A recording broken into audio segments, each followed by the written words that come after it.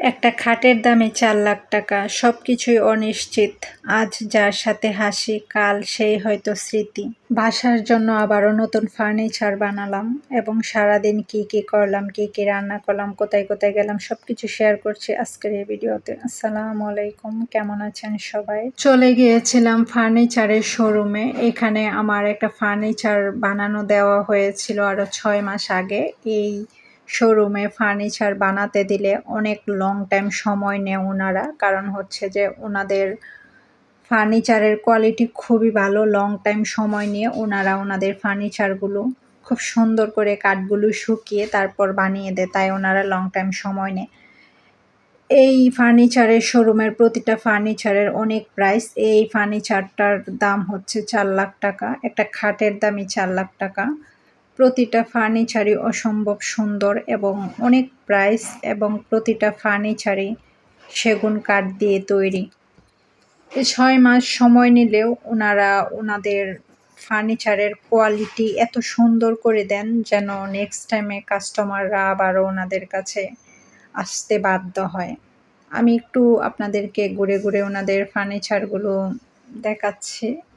আমার বাসার প্রতিটা ফার্নিচারই ওনাদের কাছ থেকে আমি ৬ মাস করে সময় দিয়ে অর্ডার করে বানিয়ে নিয়েছি। যেরকম ওনারা বলেছে ঠিক সেরকমই প্রতিটা ফার্নিচার সেরকমভাবেই দিয়েছে, এবং ফার্নিচার ডেলিভারি দেওয়ার ৬ মাস পরেও গিয়ে ওনারা ওনাদের ফার্নিচারগুলো আবারও বানিশ করে দিয়ে আসে। মানে কাজে, কোয়ালিটি সব কিছু মিলিয়ে অনেক ভালো। ওনাদের কাজের কোয়ালিটি এত সুন্দর, ওনাদের কাছ থেকে যারা একবার ফার্নিচার নেবে নেক্সট টাইমে ওনাদের কাছে যেতে বাধ্য হবে। প্রাইস একটু বেশি হলেও যেভাবে ওনাদেরকে বলা যায় ঠিক সেভাবে ফার্নিচারগুলো তৈরি করে দেয়, এবং কাঠগুলো ৪-৫ মাস ভালোভাবে শুকিয়ে তারপর ওনারা ওনাদের ফার্নিচারগুলো বানায়। সেজন্য পরবর্তীতে আর ফার্নিচারের কোনো সমস্যাই হয় না। তা আমাদের ফার্নিচারটা গাড়িতে উঠিয়ে দিয়েছে, আমরা বাসায় নিয়ে চলে এসেছি। বাসায় এসে এখন আমি রান্না করে নিচ্ছি গরুর মাংস। রান্না তো করতেই হবে, রান্না না করলে খাবো কি? মেয়েদের কাজই তো এটা। মেয়েরা যত বিজি থাকুক না কেন, যত অসুস্থই থাকুক না কেন, যত কিছুই হয়ে যাক না কেন, মেয়েদেরকে রান্না করতেই হবে। এটা তো মেয়েদের প্রতিদিনের রুটিন। গরুর মাংস রান্না করে নিয়েছি। এখন এখানে আমি মাছগুলো ভেজে নিচ্ছি, মাছগুলো বোনা করব। সব কিছুই অনিশ্চিত।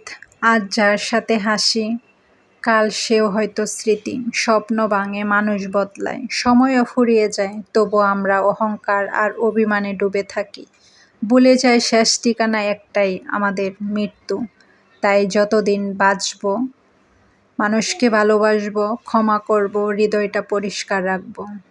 কারণ শেষে থেকে যায় শুধু কিছু স্মৃতি, কিছু দোয়া, এক মুঠো ভালোবাসা, মানুষের ভালো ব্যবহার, এগুলোই থেকে যায়। তাছাড়া আর কোনো কিছুই থাকে না। সব কিছুই রান্না করে নিয়েছি। এখন লাস্টে একটু কোরিয়ান নুডলস রান্না করে নিব সন্ধ্যার নাস্তার জন্য। সন্ধ্যাও তো হয়ে গিয়েছে।